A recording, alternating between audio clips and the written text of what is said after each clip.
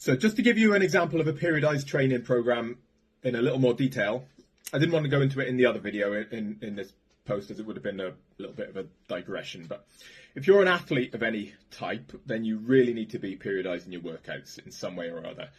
I'll give you an example of MMA, but this applies sort of, in a similar way across any sport. You have, I guess, like an off season and a competition season, broadly speaking, in most sports. Now, I'm not necessarily a particularly gifted MMA fighter, but I've been doing it for years and years, so it's the sport I've got the most experience in, I guess.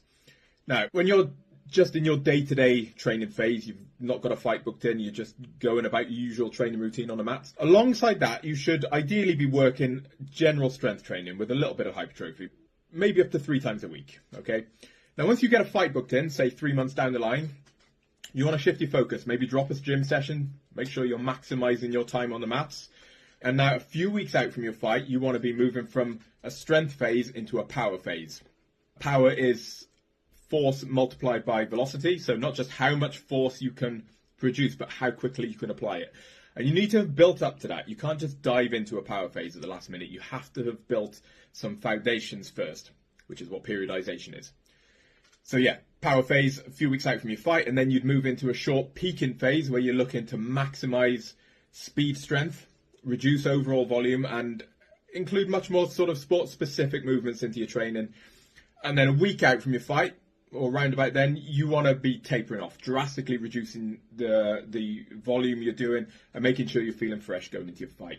Now, following your fight, take a week off, hit the gym again, and just start building back up. Start with a couple of weeks of higher rep, muscular endurance type sessions, moving on to a short hypertrophy block, and then just back into strength training again. And I'm mainly talking about resistance training here. So alongside that, you should ideally be working on your cardio in a similar sort of fashion. So steady state cardio, aerobic stuff, moving into higher intensity anaerobic conditioning, and then progressing into sort of maximal intensity, maximum exertion stuff.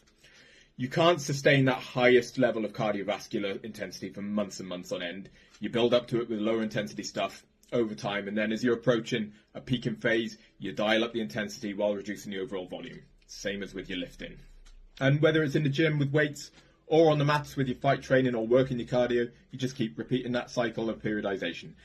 It keeps you from plateauing, reduces your risk of injury, and allows you to progress while keeping things fresh.